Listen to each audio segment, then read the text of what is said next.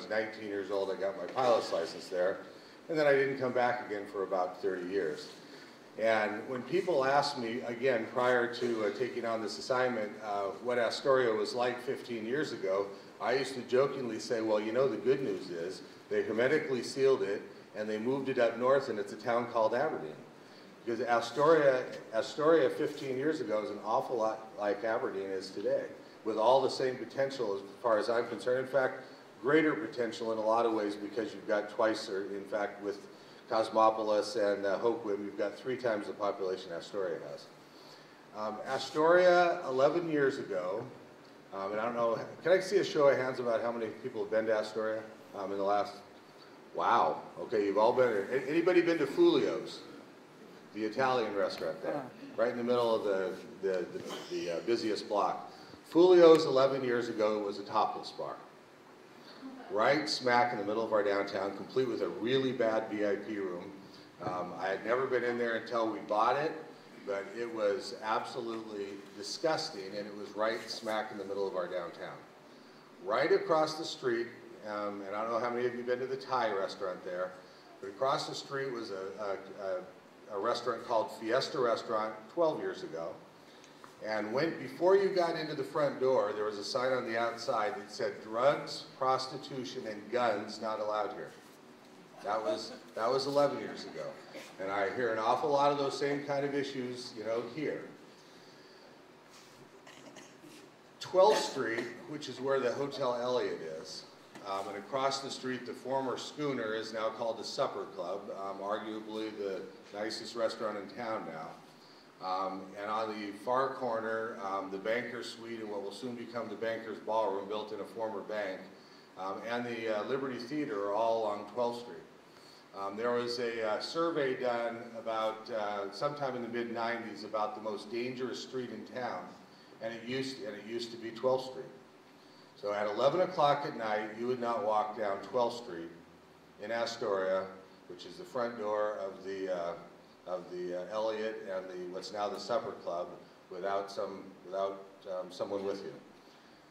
Greatest compliment that I've received relative to the Elliott, or really the 12th Street, and we've kind of nicknamed it the side street of dreams, is that the guy came up to me once, I'd never met him before, and he said, Chester, I used to go to Portland to get out of town, now I just go down to 12th Street. So, you know, really these efforts can start small, and they can start in pockets. These pockets can be put together either via a master plan, or they can come together eclectically. Now, I would love to sit here and tell you that Astoria put together a master plan 15 years ago, and then we just, you know, methodically executed the plan. That is not what happened at all. But there were pieces of planning that were going on that came together, and it almost kind of happened overnight, and I'll talk about that in a moment. The pieces that were going on is the city was involved, and the city said, you know, where can we make an impact to encourage private development?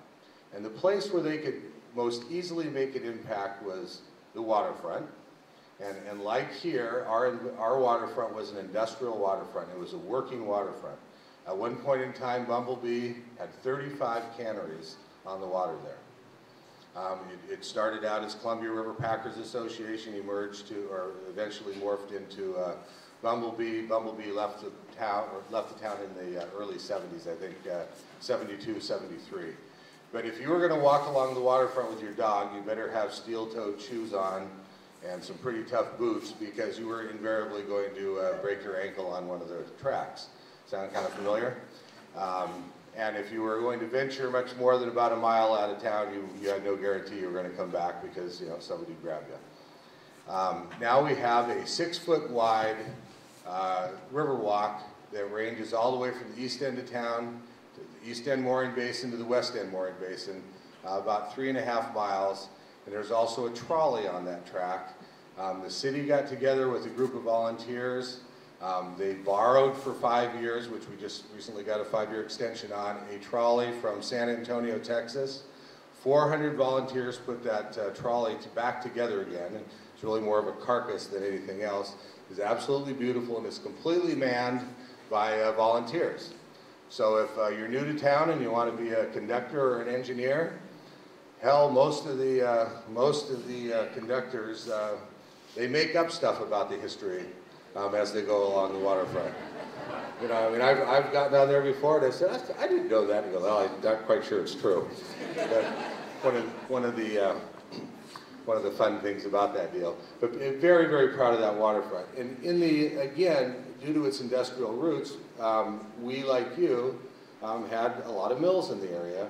One of our mills was called the Astoria Plywood Mill, and it is literally half a mile from the quarry downtown. It is now called the Mill Pond residential development. I mean, it's a beautiful collection of tony little houses that are subject to design review, and it's an absolutely wonderful master planned area involving 15 acres, no more than, like I said, a few blocks from downtown, maybe half a mile from downtown, all walking distance, and adjacent, of course, to the waterfront. We had our 4-H fairgrounds right smack in the middle of downtown, which as a kid, you know, that was fun for us because the fair was there. But of course, as a kid, you could care less where it was. And they ended up moving it about, 5 miles out of town, out toward the country. And in that area, we have a regionally renowned seafood consumer center, which was funded by the state. We have our 8-plex cinema, and we have our aquatic center. Of course, our aquatic center doesn't hold a candle to your YMCA, but it was a nice little $2 million project that the kids love. It's got a water slide and an Olympic-sized pool, and certainly is you know, a gift to the town. But as you roll into town, you'll see kind of the rougher parts of town, and then boom, right out of nowhere, you'll start seeing what looks like some classy, well thought out development. And that's when developers, outside developers, started thinking, it's okay to come to town and put our money into this town now because the locals care about their town. That's what they're looking for, I can tell you that. I've had no less than, you know, dozens of conversations in the lobby of the Hotel Elliott or across at the Schooner from out-of-town developers that say when we saw the Elliott done, when we could actually sit there in one of your suites and cut a deal, we knew it was okay to bring our money into this town because the town's got some momentum. I was giving a similar presentation in Hoquiam last weekend, or I guess it was just last Saturday night, at their Crossing Bridges function, and you know, some similar, you know, anecdotal stories were told. But what I thought was most interesting about our, you know, kind of 10-year overnight success development revitalization effort in Astoria was that you could almost pick the day where we got put on the map. And it was the third weekend in May of 2003. We put together this thing called the Freedom Train, the Discovery Train, in honor of Lewis and Clark. You may know that Astoria is where Lewis and Clark wintered, had a really miserable time, as you might have heard. Rained all the time, can you imagine that? And so all the stories that were written in Sunset, Condé Nast Traveler, Travel and Leisure, Coastal Living, and in fact a 2-page spread in the New York Times, they all made reference to how Lewis and Clark might have stayed longer if they would have had these kind of accommodations. But alas, they did not. But on that weekend, the train came for a three-year stint, the train came to Astoria, and on that opening day, out rolled the journalists and the dignitaries and the governor and you know, just everyone who was anyone in the state that had something to say about what we were doing. And it was, as I mentioned last week, it was palpable, the feeling for we've arrived.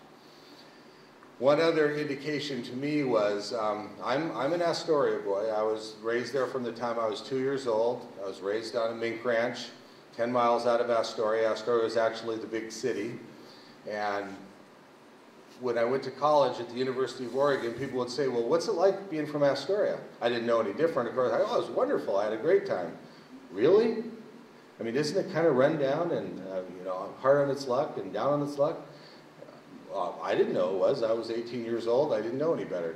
You start getting into the outside world and you start realizing that maybe the place was asleep for, you know, 30, 40 years and kind of lived off its, on its laurels. And as it started to decay because things like malls got put on the outside of the outskirts of town.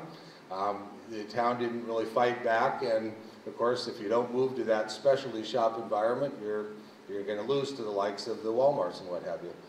And the comment that was, or I should say the introduction that was made around that 2003-2004 timeframe said, yep, we've arrived.